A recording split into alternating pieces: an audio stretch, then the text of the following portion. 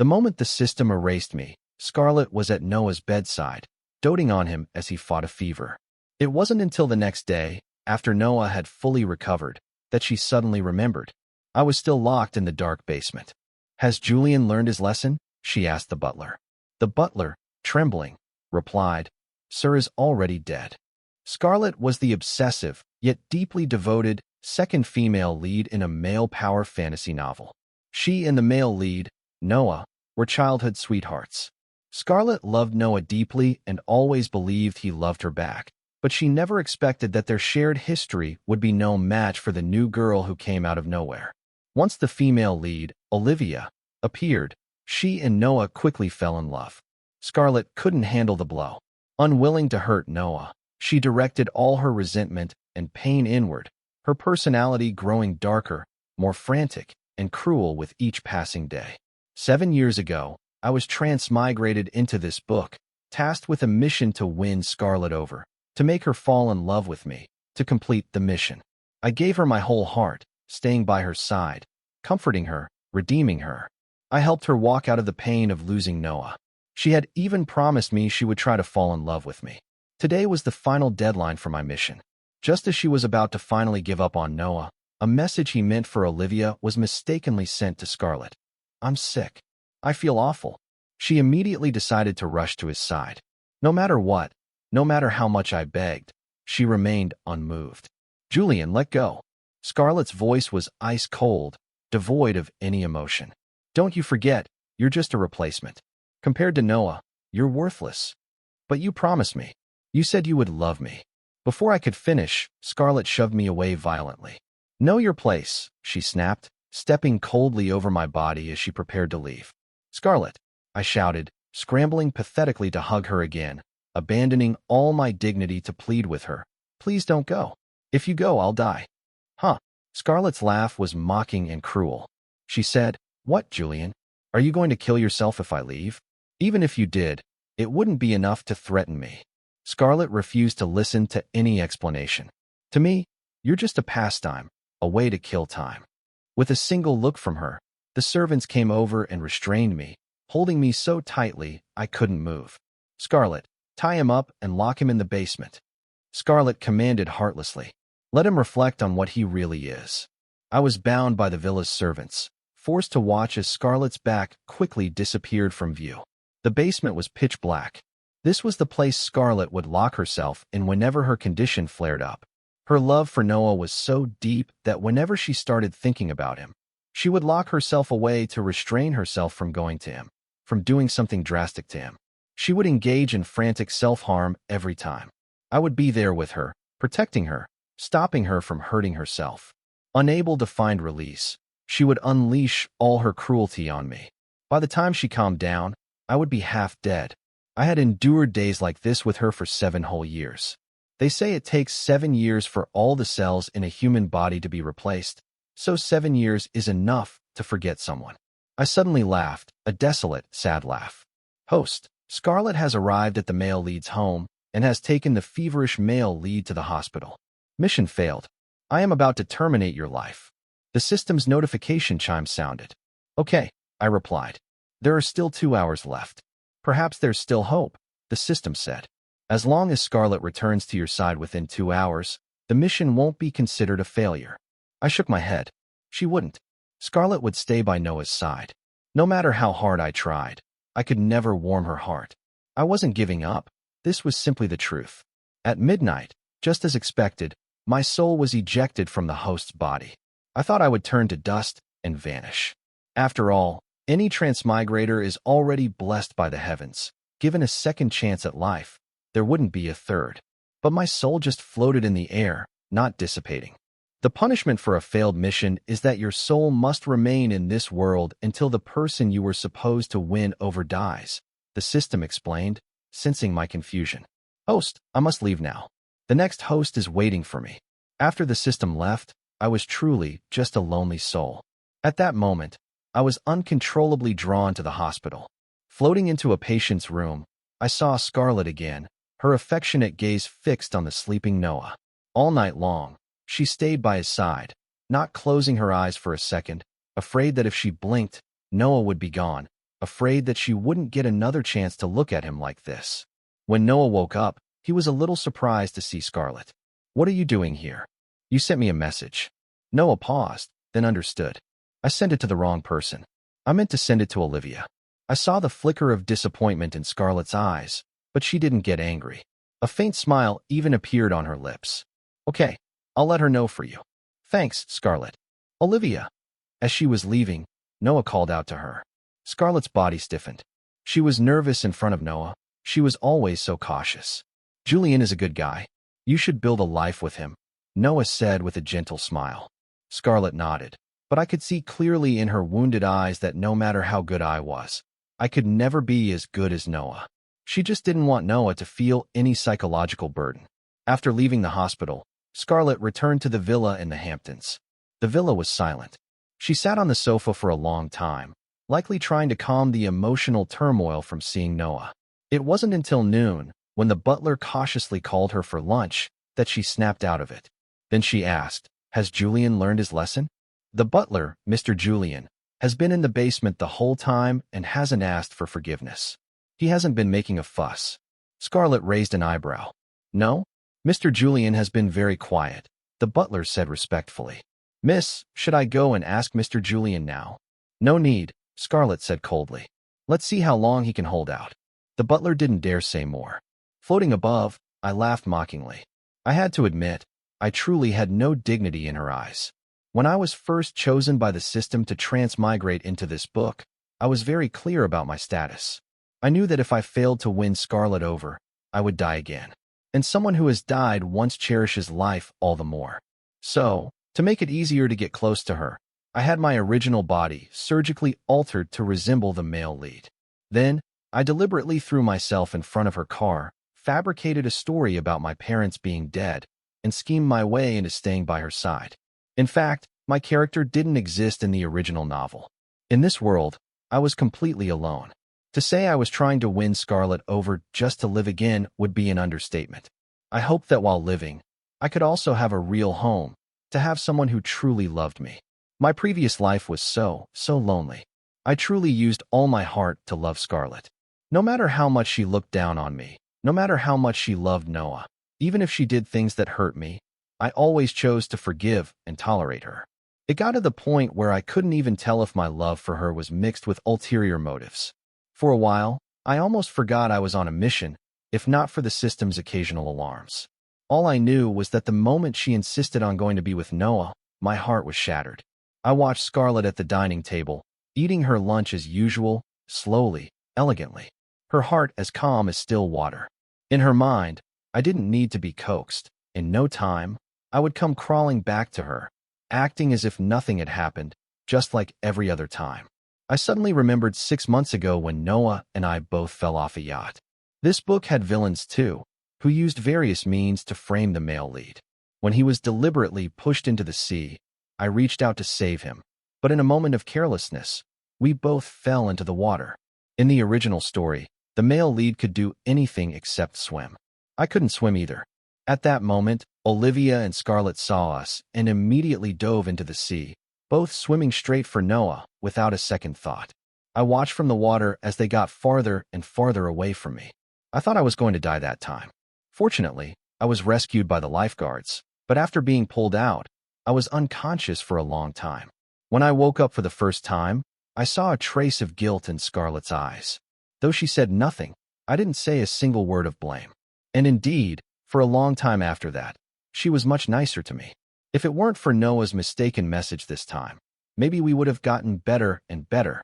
A hint of regret made me suddenly curious to know what expression Scarlett would have when she saw my corpse. Probably just a look of indifference. At night, the villa was unusually quiet. In the study, Scarlett had a habit of dealing with work matters in the evening.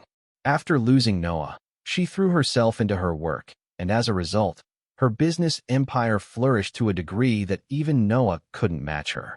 Her fingers, tapping on the keyboard, suddenly paused. Then, she got up and walked to the floor-to-ceiling window. It was dark outside, but she stared for a long time. After a while, Scarlett took out a cigarette and started smoking. Smoking was a bad habit Scarlett had picked up to forget Noah. And because I had been by her side for so long, because all my thoughts were focused on her. I could read her mood from even her most ordinary actions, her most subtle expressions. Right now, she was clearly more agitated than usual. Was it because seeing Noah had stirred up emotions that were still churning inside her? She finished one cigarette and lit another. The door was knocked. "Miss Prescott, come in." The butler entered, carrying a glass of warm milk and a plate of cookies. "Miss, please have something to eat." "Did Julian send you?" Scarlett asked sarcastically. "No," the butler denied. "Mr. Julian has been quiet in the basement. I just remembered that Mr. Julian always brings you a late-night snack on time, so I took the liberty of bringing this for you." I saw another flicker of irritation in Scarlett's eyes. "Miss, these cookies were handmade by Mr. Julian the day before yesterday. He failed many times and finally spent a whole night getting them right. Please try some," the butler added. "Take it away." Scarlett didn't even glance at it, issuing the command. "Miss, do you not understand me?" "Yes." The butler quickly picked up the milk and cookies he had set down.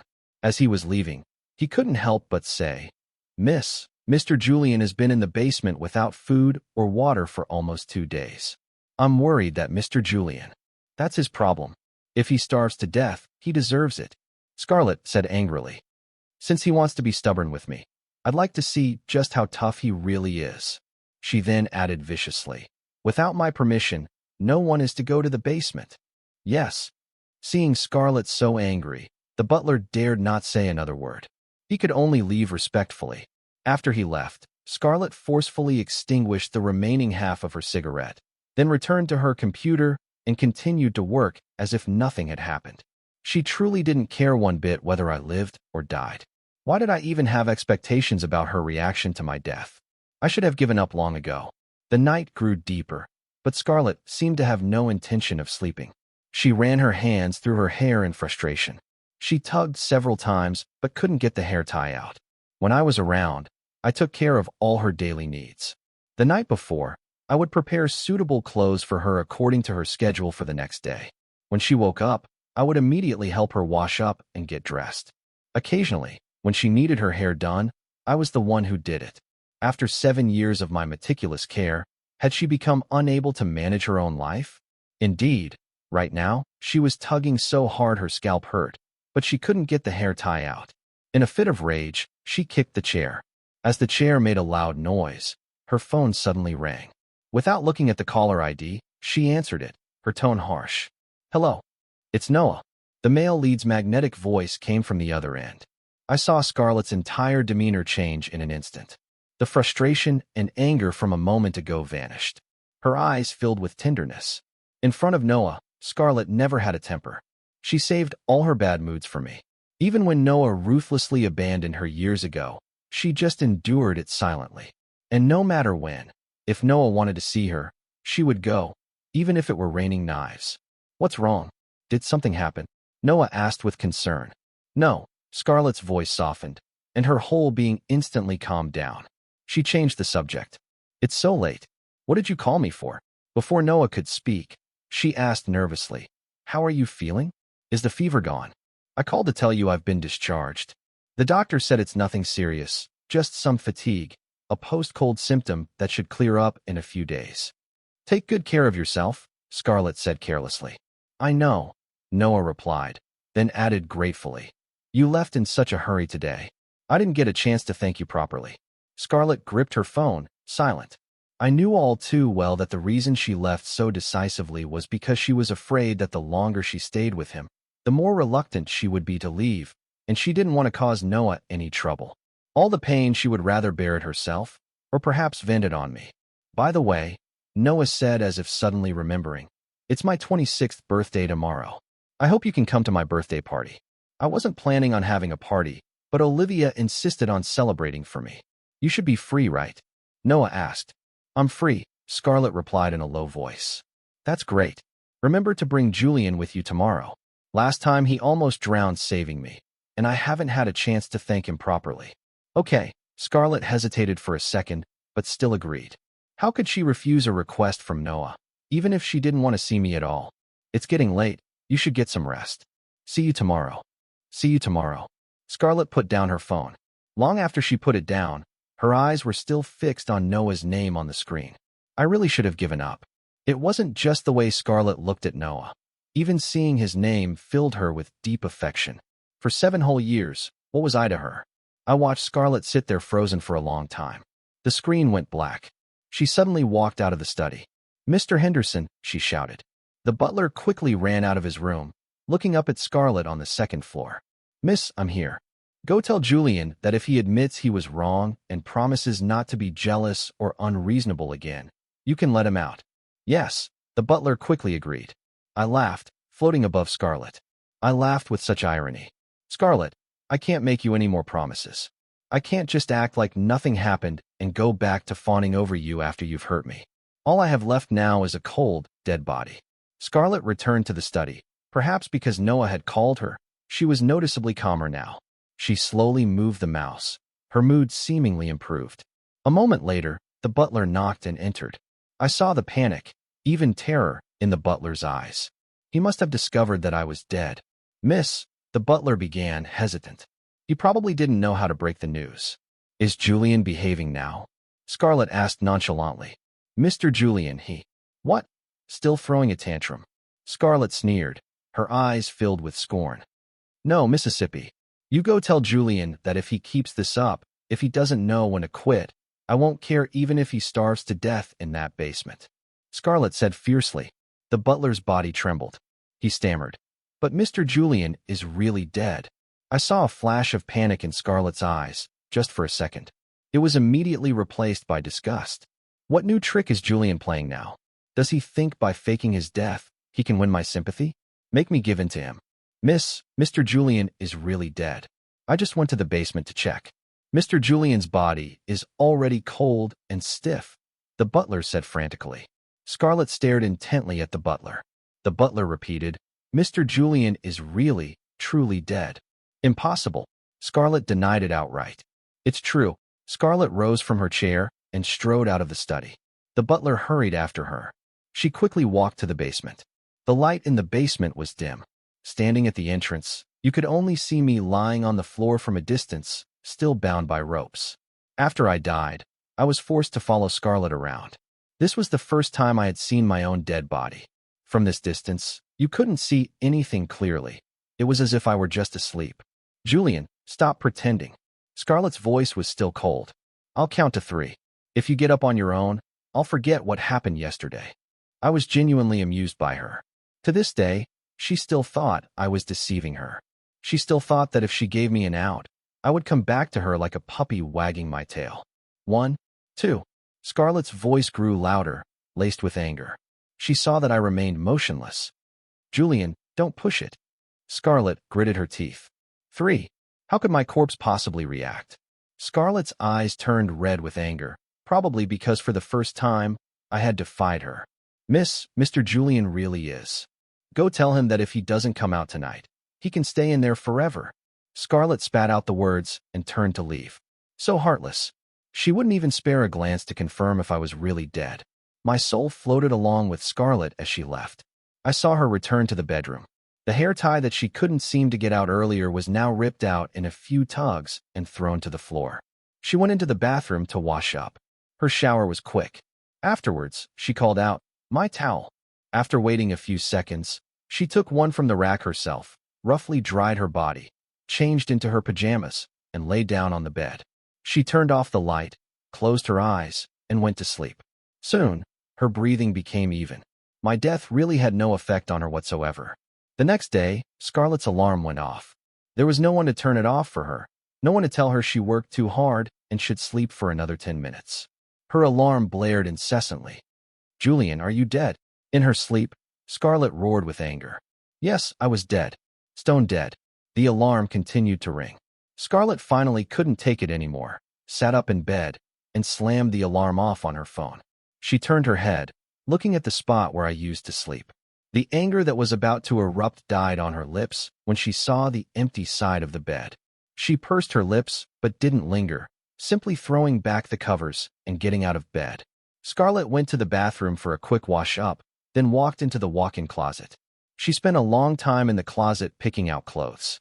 She tried on one outfit after another. Today she was going to Noah's birthday party, so she had to dress up. Scarlett wasn't a conventional beauty, but she had a great figure, fair skin, and a captivating presence. She could mesmerize you at first glance. She changed into a black formal dress. Her curvaceous figure stood before the full-length mirror as she stared at herself for a long time, still not satisfied. I watched her pull the thin strap off her shoulder, then put it back, dissatisfied. She did this over and over. Frustrated, she tugged at the dress twice and walked out of the closet. Then she quickly applied some beautiful makeup and went downstairs. Downstairs, the butler was waiting for her at the foot of the stairs. Mr. Julian still being stubborn, is he? No, it's that Mr. Julian. Don't mind him. If he wants to die, let him. Scarlett walked straight to the dining table, giving the butler no chance to speak. The butler sighed, helplessly following behind Scarlett, remaining silent. After breakfast, Scarlett left the villa. My soul followed her. She went to the office first, handling a large pile of work, constantly busy until Noah called her. Scarlett, you're not here yet, Noah asked. At that moment, she seemed to remember that she was supposed to go to Noah's birthday party. In the past, she would never forget anything about Noah. She must be blaming herself terribly now. I watched her quickly agree. I'll be right there. Okay, we're waiting for you. After hanging up, Scarlett quickly drove to Noah's party. She was practically flying down the road. Even as a soul, I was afraid of getting into a crash. Upon arrival, the birthday party was in full swing. As soon as Noah saw Scarlett, he took Olivia's hand and walked over. Scarlett, you're finally here. Sorry I'm late, Scarlett said. This is your birthday gift. The gift had been in Scarlett's car the whole time. I had prepared it for her earlier. She gave Noah a gift every year, and I had gotten used to picking one out for her in advance. Noah took the gift, very happy, and opened it immediately. Inside was a string of sandalwood beads. The beads were from an auction Scarlett had attended. She had casually mentioned that Noah would like them, and I had kept it in mind. Then, I went to a temple and had the best master bless them with a charm for peace because Noah was getting married soon. I thought since Scarlett couldn't give Noah a wedding, she could at least let him wear the beads she gave him as he started his new life, a small compensation for her deep regret. Noah was very surprised. He exclaimed, Scarlett, where did you get these sandalwood beads? I heard they were going to be auctioned, but when I asked, they said they'd already been sold. I can't believe you got them, and you had them blessed for me. Thank you, Scarlett. You always know exactly what I like best. I saw a strange emotion flicker in Scarlett's eyes. I couldn't quite place it. I only heard her suddenly murmur, Julian prepared it. Then I must thank Julian properly. By the way, where's Julian? Why didn't he come with you? Noah asked in surprise. Scarlett was suddenly at a loss for words. For a long time, she couldn't say anything. What's wrong? Did you two have a fight? Julian would never stay mad at you. Did you do something to really hurt him? Noah asked with concern. For once, Scarlett didn't argue, remaining silent. Scarlett, Julian is genuinely the best person in the world to you. If you lose him, you'll regret it for the rest of your life. Noah said a little agitated. Noah wasn't a bad person. In fact, he was very good. Because he felt he owed Scarlett, he was also very concerned about me. He had always wanted to set Scarlett and me up properly. I've never seen a man love a woman so humbly, to the point where he even knows his own rival's preferences inside and out. Scarlett, how much must Julian love you to tolerate another man in your heart? To tolerate you endlessly being good to another man, and even helping you be good to him? Yes, how much tolerance did it take? I didn't know either. At first, it was probably to stay by Scarlett's side, so I catered to all her preferences. Over time, it became a habit. After even longer, it was as if my love had become blind, blindly giving for her, blindly doing anything that would make her happy. Scarlett, stop being so stubborn, Noah said earnestly. Don't wait until you've truly lost him to regret it. Julian deserves your genuine love.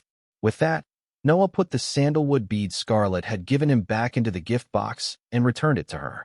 I've really liked these beads for a long time, and I'm very grateful for everything you've done for me, but these beads don't belong to me. They should belong to Julian.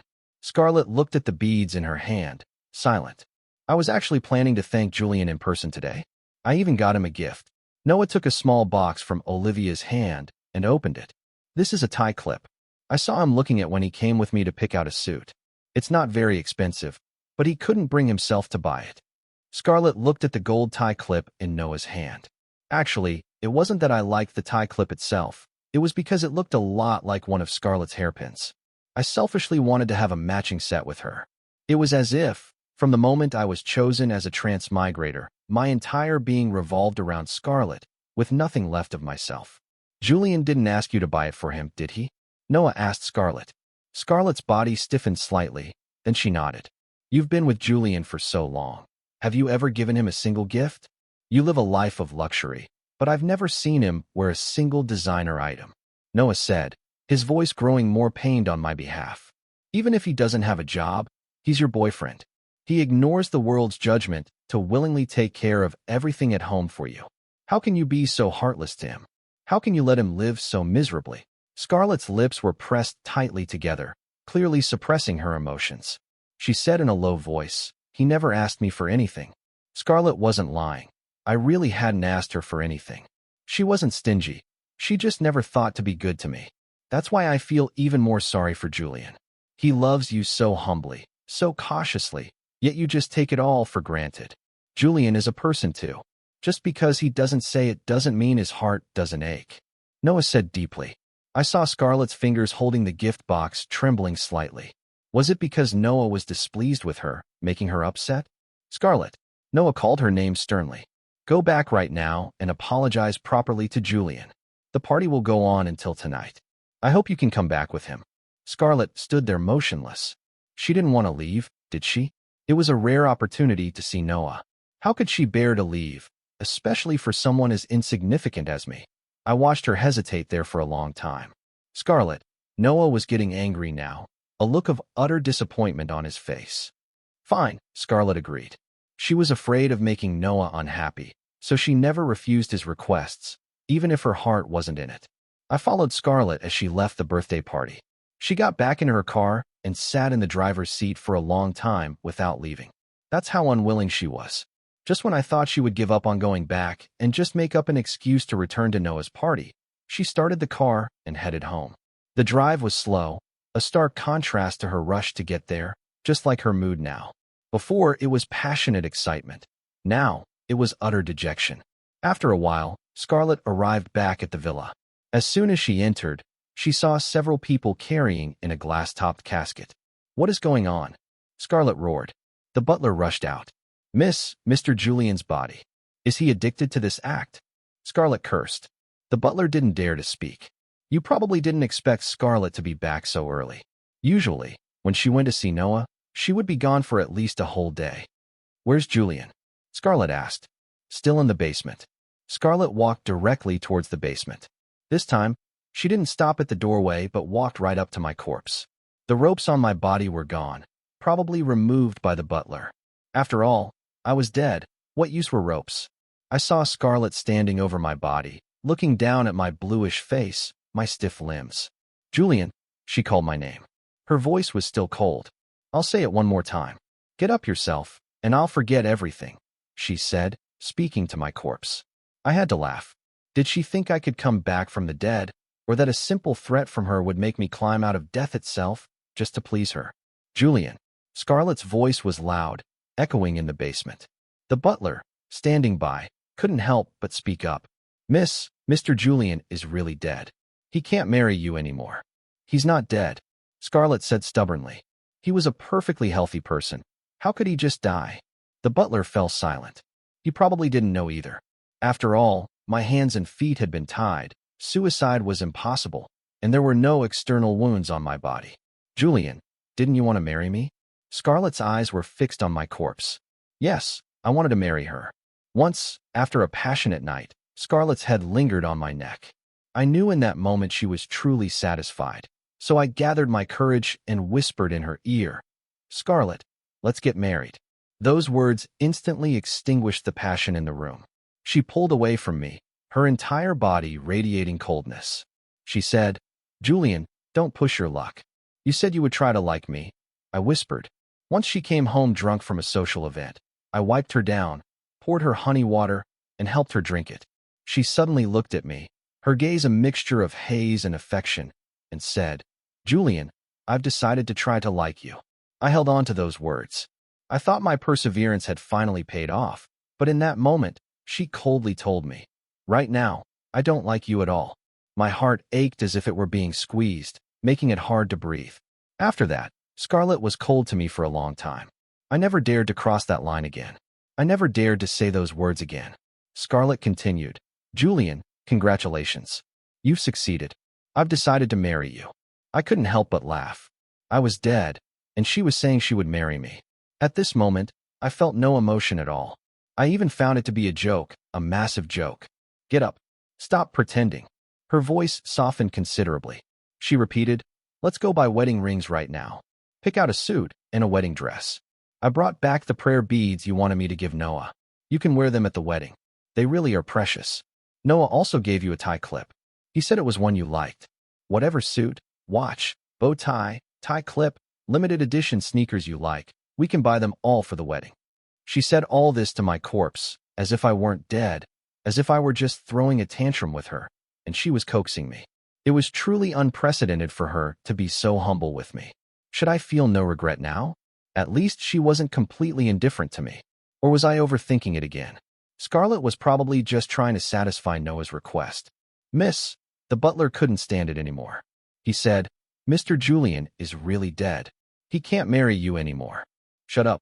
Scarlett suddenly flew into a rage. Her eyes instantly turned crimson as she roared at the butler. The butler was so scared he didn't dare to breathe. Julian isn't dead. He can't be dead. Scarlett insisted stubbornly. We haven't even gotten married yet. He hasn't truly had me. How could he bear to die? The butler didn't dare to speak. He just silently handed Scarlett a journal. Scarlett's eyes flickered. What is this? This is Mr. Julian's journal, the butler replied. I found it by accident today when I was packing up his things. Looking at that journal, my very soul trembled. After coming to this world, I sometimes felt lonely, sometimes couldn't bear the pain inside. So I chose to write in a journal to vent and adjust my emotions, to maintain the best state of mind to face Scarlett. But now, I didn't want Scarlett to see it at all. Scarlett's fingers trembled as she opened my journal. April 4th, 2016 today, I accidentally transmigrated into a book. A system told me it had chosen me from the vast sea of the dead to be a conqueror. As long as I succeed in my mission, I can live again. If I fail, I'll die again. April 10th, 2016, I met the person I'm supposed to win over. She looks so unhappy. She clearly has everything, yet she's so lonely, as if she's the only person left in the world. I suddenly feel a bit sorry for her. It reminds me of my past life. In my past life, I was just as lonely.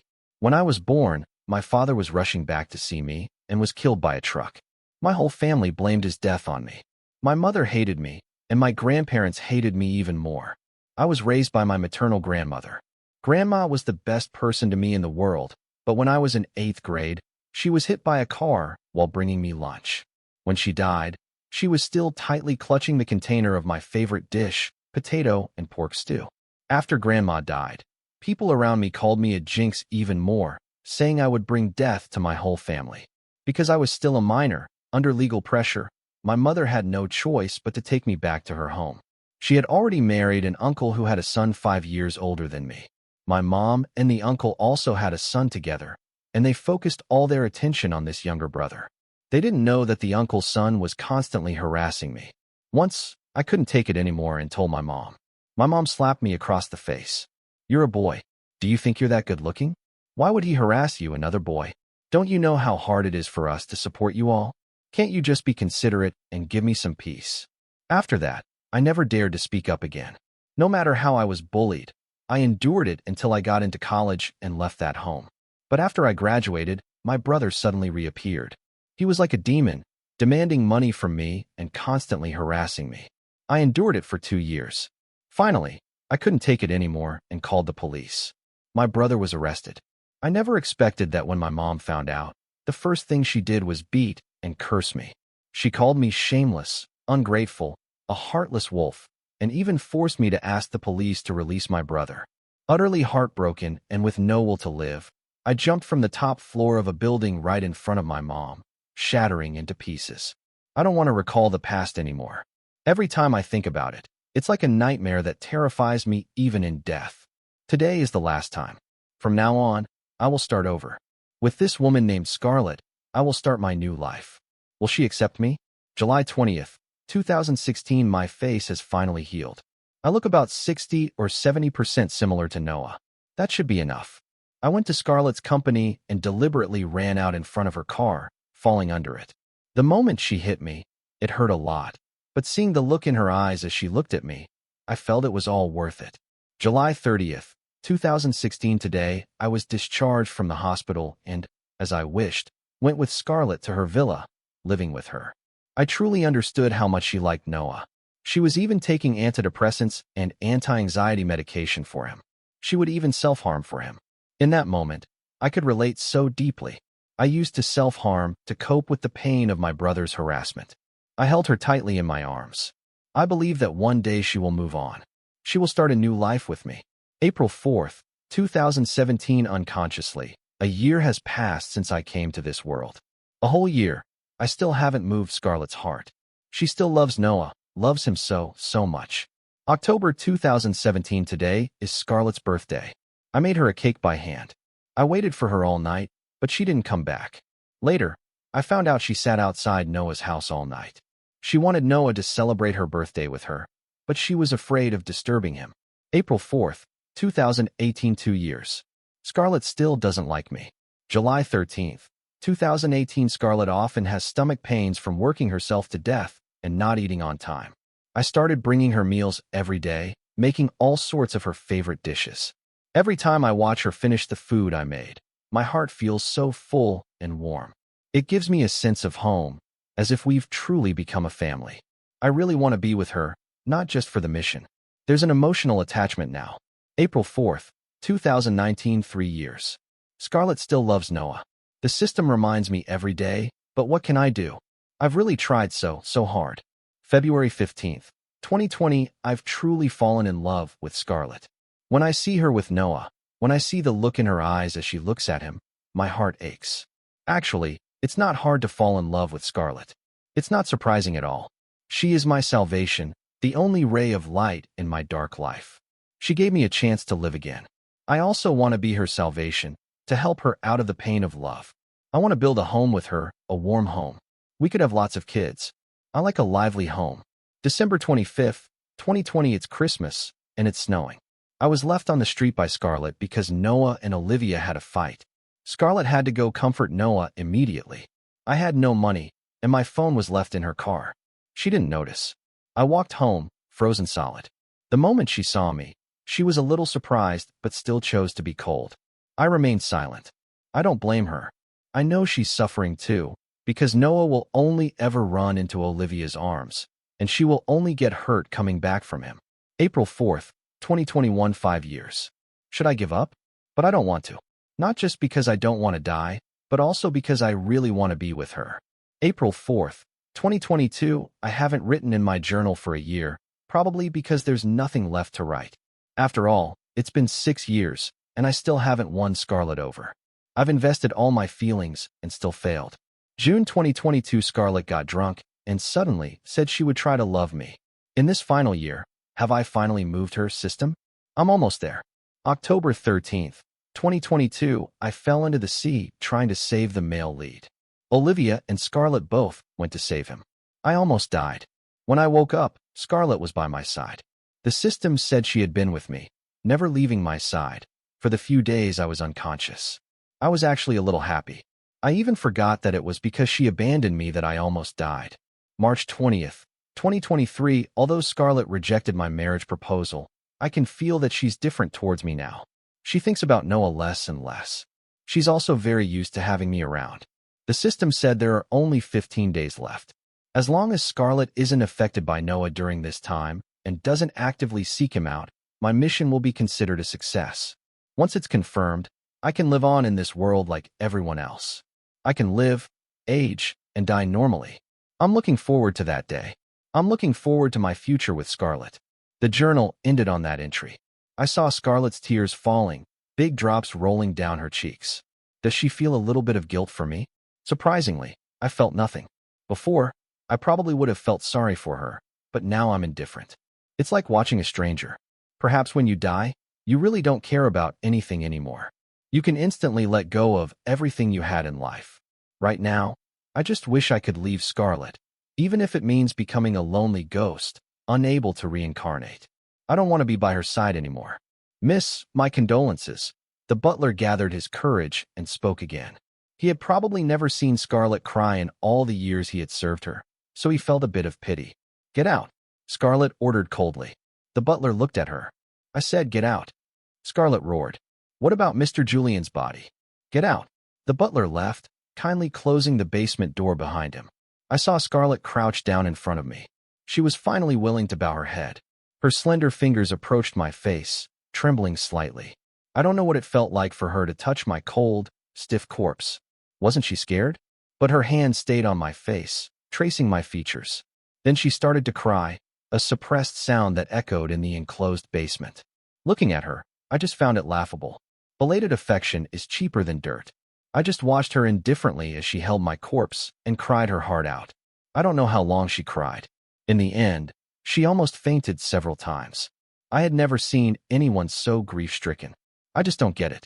When I was alive, she treated me with indifference. Now that I'm dead, who is she putting on this show for? Julian. She called my name. A deep, affectionate call over and over, as if calling for her beloved Julian. Julian, wake up. Julian, don't sleep anymore. Let's get married. Okay, let's get married. I'll agree to any kind of wedding you want. I won't like Noah anymore. I'll only like you. Okay, Julian, don't leave me. Don't leave me alone. How can I live without you? Listening to Scarlet's words, I thought I was hallucinating. I knew she would feel guilty. Even if you raise a dog for that many years, you'd feel a bit of sadness after it dies, let alone a living person.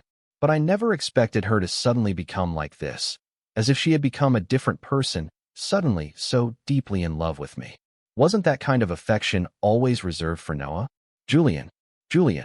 The basement echoed with her calls for me. Anyone who didn't know better would think she had lost the love of her life. I floated above, watching with boredom as Scarlet guarded my corpse and cried all night. She didn't even answer when Noah called in the morning. The butler entered the basement, probably afraid Scarlet would die inexplicably too.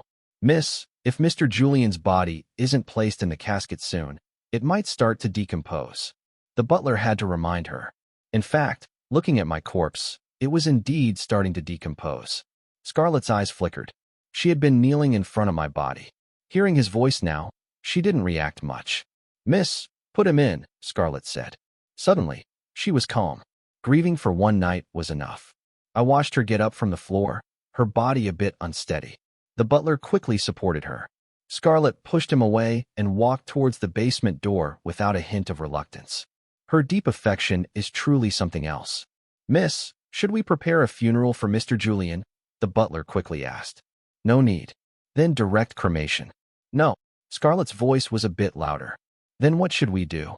The butler was at a loss. I didn't know what she wanted either. Put him in the casket. Don't touch it. Scarlet threw out the words and left. So, what was Scarlet planning to do? Let me die without a final resting place. I followed her back to her study. She called her assistant. Get me a wedding ready immediately. For whom? The assistant was stunned. For me. For me, Scarlet said irritably. Right here at the villa. She hung up angrily and then started frantically calling people, inviting everyone to her wedding tomorrow. I was thinking, has Scarlet gone mad? Her wedding with whom? Just then, I saw her dial Noah's number. She said, Noah, I'm getting married tomorrow. So soon. He sounded pleasantly surprised. Has Julian forgiven you? I told you, he's the best person in the world to you. You must not make him angry again. He is very good, Scarlet said faintly. I figured her next sentence would be, but no matter how good he is, he can't compare to you. But instead, Scarlet hung up the phone. So, was she planning to give herself one last chance to have a wedding for Noah before he got married? After making the calls, Scarlet didn't linger, leaving the villa immediately. I watched her pick out a suit, a gown, a wedding dress, and rings. Then she returned and had someone dress me. Lying in the casket in the suit, I rubbed my ethereal eyes. I was afraid I was seeing things. Was Scarlet going to marry me? I was dead, completely dead. She was going to hold a wedding with a dead person. I couldn't even imagine the horror on the guests' faces. Tomorrow, Scarlet had truly gone mad. The next day, however, the wedding was not canceled. Many people came to the villa, including Noah and Olivia. Noah was very happy. He walked up to Scarlett, who was in a white wedding dress, and asked, "Where's Julian? Why are you greeting guests alone?" Scarlett bit her lip, her eyes glancing towards a corner of the hall. It was surrounded by flowers. If you weren't looking closely, you wouldn't see the glass-topped casket there. "Is Julian over there?" Noah asked. Scarlett nodded. Noah quickly walked over. Scarlett followed. The other guests followed as well. The moment they got there was an uproar. Everyone was shocked by the sight of me lying in the casket. "Scarlett, what is going on?" "Julian, Noah was in disbelief. "Yes," Scarlett replied. The words, "he's dead," never came out. Noah was in complete shock. How could this happen so suddenly? Wasn't he fine just a while ago? Others started murmuring. One person, unable to understand, asked, "Since he's dead, why are you still marrying him?" Scarlett shot him a fierce glare. The person fell silent. Only Noah had the right to speak at this moment. "Scarlett, why are you doing this?" "Because," Scarlett said word by word, "Julian wanted to marry me." I almost coughed up blood from my spot in the air. "Can I just say, I want you to go eat shit right now? I'm dead. Dead. I just want to be buried in peace, not be a part of your ridiculous theatrics." Noah was silent for a long time, then said nothing more. The other guests didn't dare to say a word. The wedding proceeded just like that, one person, one corpse. The officiant asked Scarlett, "Miss Scarlett, do you take Mr. Julian to be your husband, to have and to hold, for richer or for poorer, in sickness and in health, to love and to cherish, till death do you part?" "I do," Scarlett said, then added, "Not even death can do us part." I laughed. "So, you're going to die with me?" Following the ceremony's procedure, the officiant asked my corpse the same question. Scarlett answered, "He does. I do not. Don't ruin my chance at reincarnation." Scarlett placed a ring on my ring finger and then leaned down to kiss my corpse. I felt a wave of nausea. The ceremony ended. I thought this farce was finally over. Even as a ghost, I was extremely embarrassed. Just then, I saw several police officers suddenly walk into the villa. The guests were a bit alarmed, not knowing what was happening. Scarlett was very calm, watching as the police approached her. "Who called the police?" "I did," Scarlett said. "I killed someone." The entire room was stunned. I was also confused. "Who did you kill?" "Julian." She pointed to the casket beside her. The officer glanced at it and said sternly, "Come with us to the station." Scarlett was taken away from her own wedding in front of everyone. At the station, she confessed to killing me, then regretting it and calling the police. The police performed an autopsy on my body but found no direct cause of death. It was ultimately ruled as a sudden cardiac death. Therefore, Scarlett couldn't be charged with murder, only with involuntary manslaughter. She was sentenced to 7 years in prison. This meant my soul had to follow her in prison for 7 whole years. I thank you and your entire lineage. If you wanted to die with me, you could have just killed yourself. Why put on such a disgusting show for everyone? I spent 7 extremely boring years following Scarlett in prison. During those 7 years, I witnessed all of Scarlett's misery. I figured she must regret it now. Wouldn't it have been better to just bury me properly and live her own life? Why go through all this suffering? And she dragged me into it. After being released from prison, Scarlett went directly to my grave. She knelt before my grave, looking at my tombstone, caressing the black and white photo on it. "Julian, I'm sorry I'm late," she said, a sincere apology. "I thought I would be executed." Scarlett paused, her voice choked with emotion. "It's okay. I'm here to be with you now. I'll never leave you again." I saw her take out a knife and slice it deeply across her wrist. Blood splattered everywhere. She seemed to feel no pain, a smile even playing on her lips. I floated above, watching her every move with indifference. Perhaps after death, one truly loses all emotion. I watched her commit suicide as if I were watching a movie. My only annoyance was that she didn't die farther away. She dirted my grave. But at least the system had said that once the person to be won over dies, my soul can rest. So now that Scarlett is dead, can I be reincarnated normally? I had been looking forward to this. I saw Scarlett collapse to the ground and then stop breathing completely. The moment she died, my soul was sucked into something like a black hole. I heard the familiar voice of the system in my ear. "Congratulations. You can now be reincarnated normally. See you next time." See you next time? What does that mean? Is this going to happen again? I just want to forget my past, have a clean slate, and be a new person. Scarlett's epilogue: I killed myself. I slit my wrists at Julian's grave. I watched the blood gush from my wrist, splattering everywhere. I smiled. I could finally be with him. It wasn't until he died that I realized how terribly wrong I had been. In this life, I realized that without knowing it, I had fallen so deeply in love with him. In his journal, he said I was his salvation. He saw me as the only ray of light in his life. Yet I was the one who caused his death. I should pay with my life. I never expected that my confession wouldn't result in a death sentence. 7 years in prison didn't make me give up the idea of dying. Instead, I was filled with regret every single moment. Regret that I didn't just choose suicide instead of calling the police. Every day, I longed for my release, longed to be with him. Finally, I was out. I went to his grave. I saw his familiar face. I suddenly wondered what he looked like before the plastic surgery. I think I would have loved his original self even more. My vision started to blur. Death, it turned out, could really bring fear, but at least it was quickly followed by nothingness. My soul floated out of my body. So it's true that people have souls after they die. But where was Julian? I searched everywhere like a headless fly until a being calling itself the system appeared. Congratulations. You have been chosen as a conqueror. You have a chance to be reborn, a conqueror like Julian. I don't want to be a conqueror. I just want to find Julian. Where is he? I refused. I had no interest in rebirth. I only wanted Julian. He is no longer in this world, the system said. However, you can go to his world to find him. Okay, I eagerly agreed. But the prerequisite is that you must become a conqueror. So do you still refuse? I don't refuse. I quickly agreed. The next moment, my soul suddenly had a body. This is a male lead redemption novel. The one you need to win over is the male lead, the system said in my ear. I didn't care who I had to win over. I just wanted to know, where's Julian? The Julian from your previous life is the male lead here. Host, good luck. I eagerly went to see Julian. I saw his completely different appearance. Was this his real face? He was so handsome. Yet, for me, he had made himself unrecognizable. I couldn't suppress my excitement and walked up to him. Julian. I called his name, my heart trembling. You have the wrong person, he said coldly, a hint of disgust in his eyes. Right? His name wasn't Julian anymore, but he was my Julian. I was about to explain when he suddenly walked past me, his face changing to a gentle smile.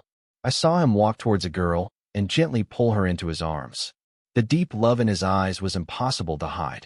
The girl glanced at me and asked him with strong possessiveness. Who was that?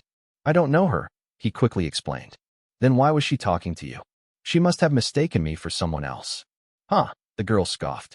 Her way of hitting on you is so lame. Yeah, he agreed, then said with a gentle look. I wouldn't be drawn to her anyway. In fact, I find her kind of repulsive. Something about her just makes my skin crawl the moment she gets near me. You're not allowed to talk to any other girls from now on, the girl demanded imperiously. Okay. He wrapped his arm around the girl's shoulder, and they left together. I watched his back from a distance, his words replaying in my mind.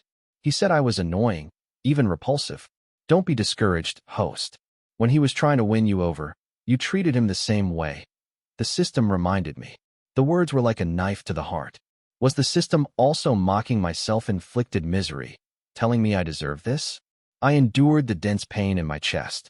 I knew clearly that he was truly far away from me now. He would never love me again. But I was willing, in the limited life I had left, to silently watch over him.